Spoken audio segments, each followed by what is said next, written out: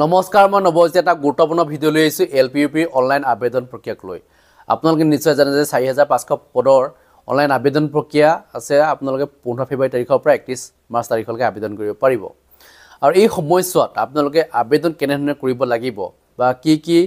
criteria আছে সেই সম্পৰ্কে আপোনালোকে নিশ্চয় এডভাৰটাইজমেণ্ট পঢ়িছে তাতে এটা মোৰ নোট আছিল যোৱাকালি মই আলোচনা কৰিছিলোঁ যে তাত উল্লেখ আছে এনে ধৰণে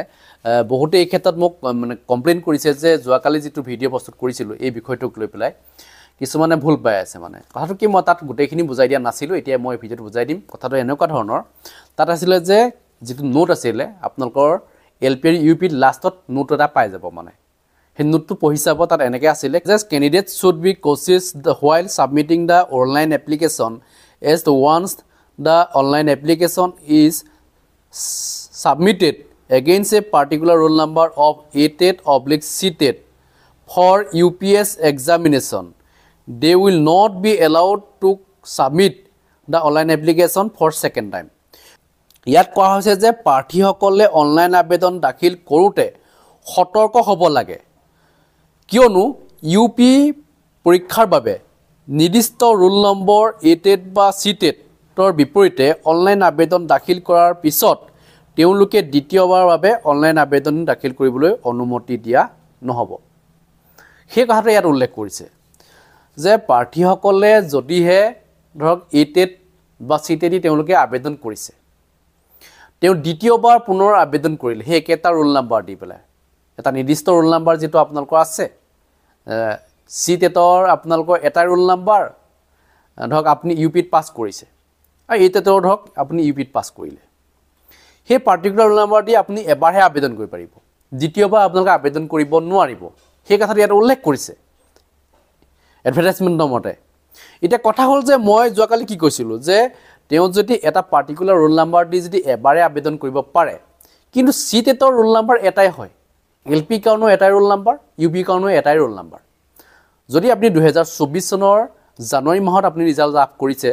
দুইটাতে আপুনি উত্তীৰ্ণ হৈছে LP আৰু UPত কিন্তু আপুনি ৰোল নম্বৰ এটাহে পাইছে তাত দুটা ৰোল নম্বৰ আপোনালোকৰ নাই মাৰ্কশ্বিট দুখন হ'ব আপোনালোকৰ কিন্তু ৰোল নম্বৰ এটাই আছে এটা কথা হ'ল যে আপুনি ধৰক এতিয়া সেই একেটা ৰোল নম্বৰ দি আপুনি UPত এপ্লাই কৰিলে এতিয়া LPটো এপ্লাই কৰিব লাগিব আপুনি প্ৰথমতে আপুনি UPত এপ্লাই কৰিলে তাৰ পিছত আপুনি LPত এপ্লাই কৰিম বুলি ভাবিছে ঠিক আছে যেতিয়া আপুনি UPত এপ্লাই কৰি দিব তাৰ পিছত আপোনাৰ ৰোল নম্বৰ তাত এবাৰ আপুনি ভৰ্তি কৰিলে যেটো অনলাইন আবেদন প্ৰক্ৰিয়া দেখি আছে আপোনালোকে ইয়াত এবাৰ আপুনি ইয়াত ৰোল নম্বৰ দিলে তাৰ পিছত কি হ'ল আপুনি নেক্সট LP কাৰণে আবেদন কৰিব কিন্তু আইডি ধৰক এতিয়া আপুনি একেটা আইডিত কৰিলে নহব এটা আইডি আপোনালোকে এবাৰহে আবেদন কৰিব আপুনি এটা ইমেইল আইডি খুলিলে সেই ইমেইল আইডি আপুনি এবাৰ আবেদন কৰিলে নেক্সট বাৰ সেই ইমেইল আইডি দি আপুনি আবেদন কৰিব নোৱাৰিব তে নেক্সট যেতিয়া আপুনি বেলেগ এটা আইডি দি আপুনি খুলিব আপোনাৰ ৰোল নম্বৰটো আকৌ একেটা ৰোল নম্বৰ বহাব লাগিব LP কাৰণে তেতিয়া হয়তো আপোনাৰ already roll number is registered বুলি দেখাব পাৰে মই এটো এনেকুৱা ধৰণৰ ফোন মই আগতে পাইছিলোঁ মোলে ফোন কৰিছিলে যে এনেকুৱা এটা ঘটনা ঘটিছিলে কিছুমানৰ হয়তো আইডি কাৰণেও হয়তো হ'ব পাৰে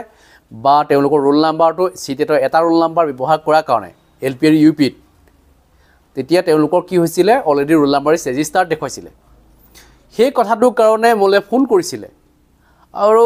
তেওঁলোকে সুধিছিলে কি কৰা যায় এতিয়া মই কেনেকৈ এতিয়া আবেদন কৰিম মইতো অলৰেডি মই LPত এপ্লাই কৰি দিলোঁ নে কৈছে মোক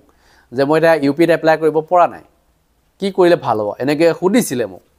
গতিকে এই বিষয়টোক লৈ পেলাই মই যোৱাকালি ভিডিঅ'টো প্ৰস্তুত কৰিলোঁ যে এনেকুৱা ধৰণৰ যদি হয় তেতিয়াহ'লে আপোনালোকে চাই ল'ব যে ক'ত আপুনি চাকৰিটো পোৱাৰ সম্ভাৱনা আছে LPত পোৱাৰ সম্ভাৱনা আছে নে UPত পোৱাৰ সম্ভাৱনা আছে আপুনি যদি এবাৰেই পাছ কৰিছে C-TET মানে LP আৰু UP দুইটাতে পাছ কৰিলে কিন্তু এবাৰ পাছ কৰিছে আপোনাৰ মানে ৰোল নম্বৰ এটা হৈ আছে বৰ্তমানলৈকে আগতে আপুনি ধৰক পাছ কৰা নাছিলে C-TET যেটো বছৰ দুবাৰকৈ হয় আপুনি ধৰক জুলাইত পাছ কৰিলে LP আৰু UPত আকৌ আপুনি এতিয়া জানুৱাৰীত পাছ কৰিলে LP আৰু UPত গতিকে আপোনাৰ কি হ'ল দুটা ৰোল নম্বৰ হ'ল কিন্তু আপোনাৰ মাৰ্কশ্বিট কেইখন হ'ল 4খন হ'ল এতিয়া আপুনি ধৰক জুলাইখনত LPত নম্বৰ বেছি পালে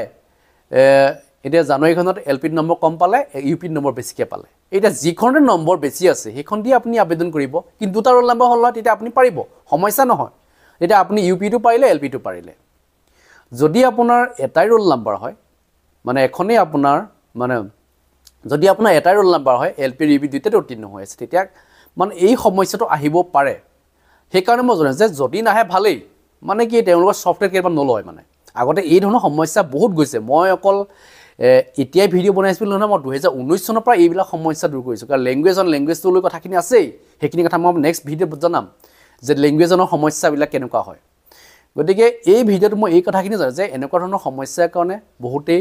মানে চাকৰি লাভ নকৰে লাষ্টত এনেকুৱা কেনচেল হৈ যায় আবেদন কৰিবই নোৱাৰে তেওঁলোকৰ এচেপে নহয় তেওঁলোকৰ ডকুমেণ্ট গতিকে সেইকাৰণে তেওঁলোকক থাকি গুচি যায় তেওঁলোক এই কথাবিলাক তেওঁলোকেতো আৰু কোৱাত গাই নুফুৱে মোৰ ওচৰত এনেকুৱা ফোন আহিছিলে কাৰণে মই কৈছোঁ যে এনেকুৱা ফোন নাহে জেনেৰেলি খুব কম আহে কিন্তু এইটো আগৰ ঘটনা এই নতুন যিটো এতিয়া অনলাইন আবেদন প্ৰক্ৰিয়া চলি আছে গতিকে ইয়াত পাৰে নে নোৱাৰে এই কথাটো স্পষ্ট হৈ উঠা নাই কিন্তু আপোনালোকে সতৰ্ক হোৱাটো উচিত এইকাৰণে উচিত কাৰণ সেই একেটা ৰোল নাম্বাৰ দি আপুনি LP আৰু UPত আবেদন কৰিবই লাগিব কাৰণ আপুনি এতিয়া দুইটাতে আবেদন কৰিম বুলি ভাবি আছে গতিকে চাই ল'ব যে কোনটোত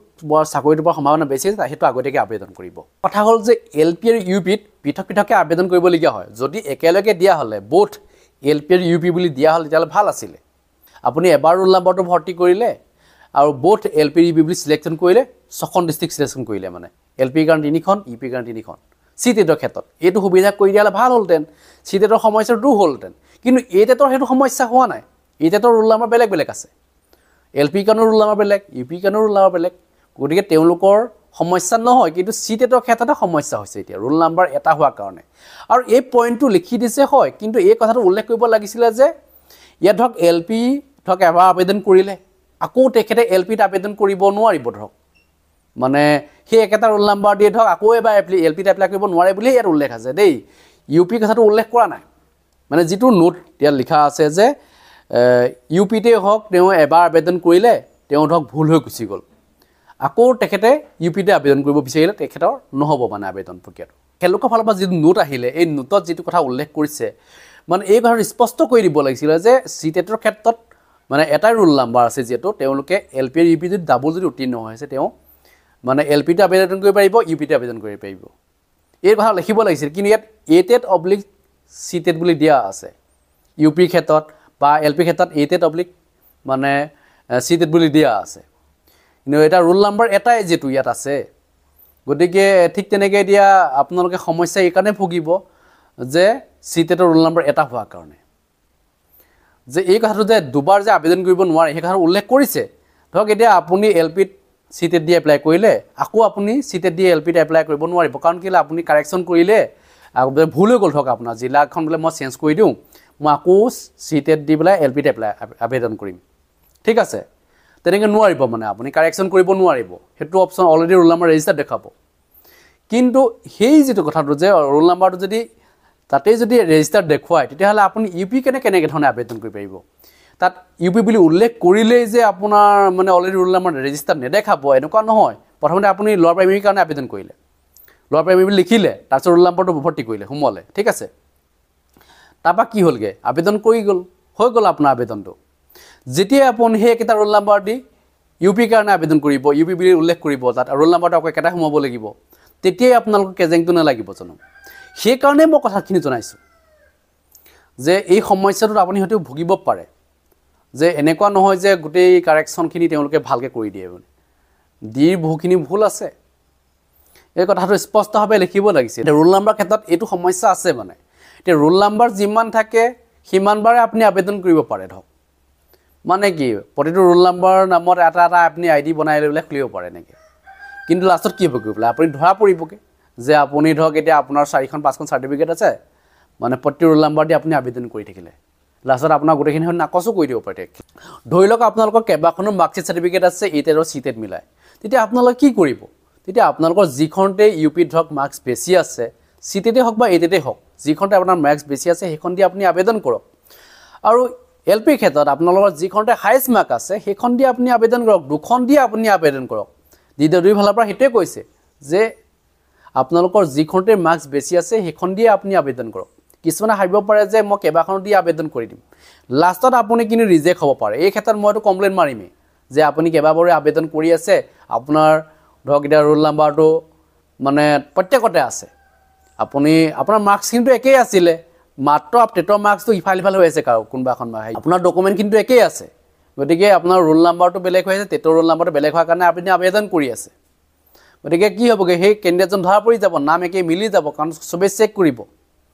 গতিকে সেইটো কাম নকৰিব আৰু আপোনালোকৰ ক্ষেত্ৰত কি কৰিব এনেকুৱা ধৰণৰ একশ্যন ল'ব পাৰে তেওঁলোকে ৰেণ্ডমলি চিলেকশ্যন কৰি দিব যিখনতে আপোনাৰ মাৰ্কছ কম থাকিব পাৰে সেইখনেই হয়তো লৈ ল'ব পাৰে তেতিয়া আপোনাৰ বেছি মাৰ্কছ এখন কেঞ্চেল হৈ যাব তেওঁলোকেতো নাজানে কোনখনৰ মাৰ্কছ বেছি আছে কোনখনৰ মাৰ্কছ কম আছে আপোনাৰ বেছিখন দিয়ে তেওঁলোকেতো ৰাখি নথয় তেওঁলোকে কোনো বুলি কৈ দিব পাৰে ৰেণ্ডমলি চিলেকশ্যন কৰি দিব যে এইখনেই তেওঁলোকে লৈ ল'ব গোটেই কেইবাখন দেখা পালে যে যিখনতে আপোনাৰ ধৰক এটা মনইচ্ছা ল'ব পাৰে তেওঁলোকে গতিকে আপুনি নিজে সাৱধান হোৱাটো উচিত মই কথাখিনি এইকাৰণে কৈছোঁ কাৰণ আপোনালোকৰ যাতে খেলিমেলি নহয় গতিকে যিখনতে আপোনাৰ মাৰ্কছ বেছি আছে ইউপিত সেইখন দিয়ে আপুনি আবেদন কৰক এলপিত যিখনত মাৰ্কছ বেছি আছে সেইখন দিয়ে আপুনি আবেদন কৰক চিটেট হওক বা এইটেট হওক কথা নাই মানে কিন্তু কথা হ'ল যে যিসকলৰ এতিয়া মই কৈছোঁ যে যিসকলৰ মাত্ৰ এখনেই আছে মানে চিটেটৰ ক্ষেত্ৰত ৰোল নাম্বাৰ এটাই এলপি আৰু ইউপি তেওঁ যদি আবেদন কৰিম বুলি ভাবিছে তেওঁলোকে সাৱধানে আবেদন কৰিব DW সুধি ল'ব কথাখিনি স্পষ্টভাৱে কাৰণ এতিয়ালৈকে আমি সেই সম্পৰ্কত ফোন পাইছিলোঁ কাৰণে মই জনাইছোঁ আৰু কিবা ক'ব লগা আছে নিশ্চয় কমেণ্ট ছেকশ্যনত দিব ধন্যবাদ জয় অসম